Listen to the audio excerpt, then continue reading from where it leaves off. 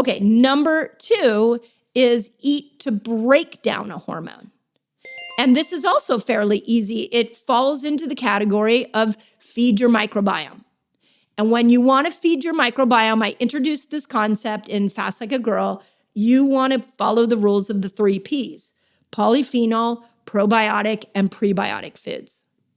That's the diet of your microbes. The more polyphenol foods, probiotic foods, prebiotic foods you eat, the more you feed these microbes, the more they're able to break down your hormones so that they're in the right format for the cells. So this also, now we have diversity. We're not ignoring diversity, but we're looking at food through the lens of, okay, how do I get more nutrients to my microbes? And that all falls under one category as well, which is fiber. This is nature's foods. To help you break down your hormones, we need to bring fiber into every single meal. So these are your lettuces. This is fruits and vegetables. Nature has provided fiber for you.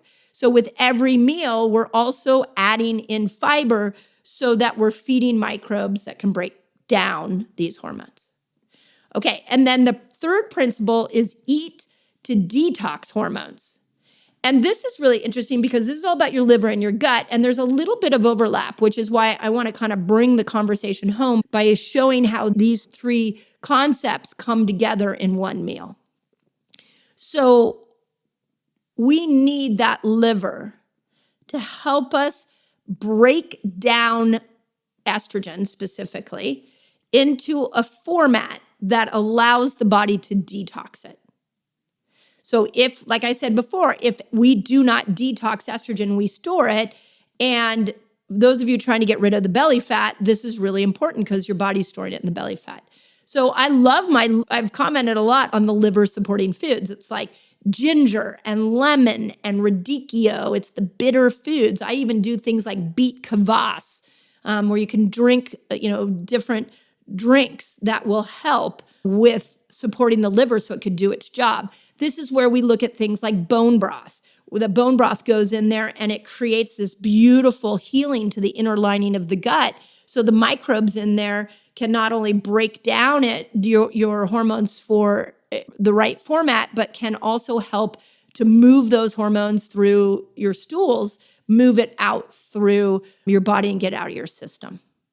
So, and again, I've got lots of lists. I walk through the detox organs because they're important. Kidneys, how are we feeding the kidneys? You need to be drinking water to support the kidneys.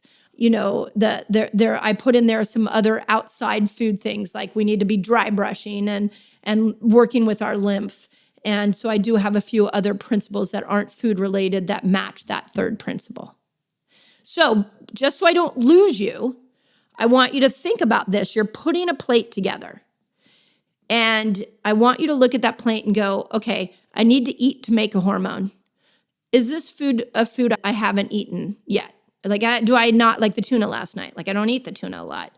So, okay, that met principle number 1. I also had in there some microgreens that were really unique that I don't typically eat. I'm like, okay, that's now I'm putting this salad together. I'm like, yeah, there's principle number 2. And then I put in some radicchio because I love radicchio.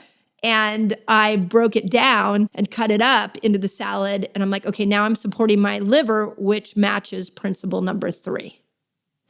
And if this is new for you, don't worry, I got lists for you. And when the book comes out, we're going to have a lot of community experience with putting that plate together. But whenever we come to a meal, we need to ask ourselves if it's diverse enough, if it has enough fiber, and if it's supporting the liver and the gut for detox.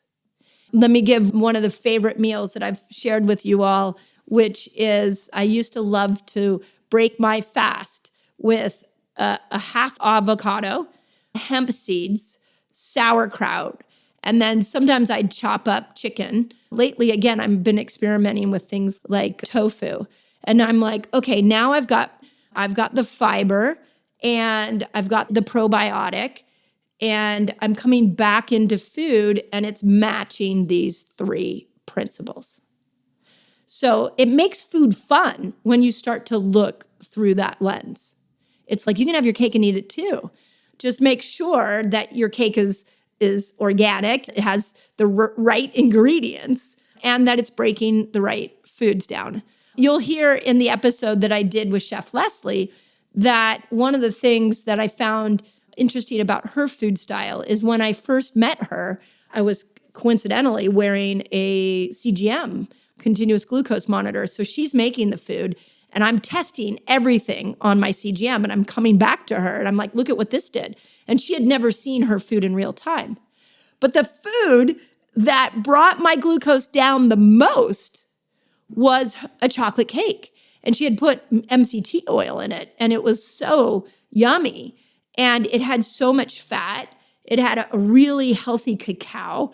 And she had put some fibery, I can't remember, avocado. She put avocado in it. And so it stabilized my blood sugar really well. But it also had this variety of ingredients that I don't typically put with chocolate. And so I had this yummy experience to my taste buds, but also a healthy experience for my body.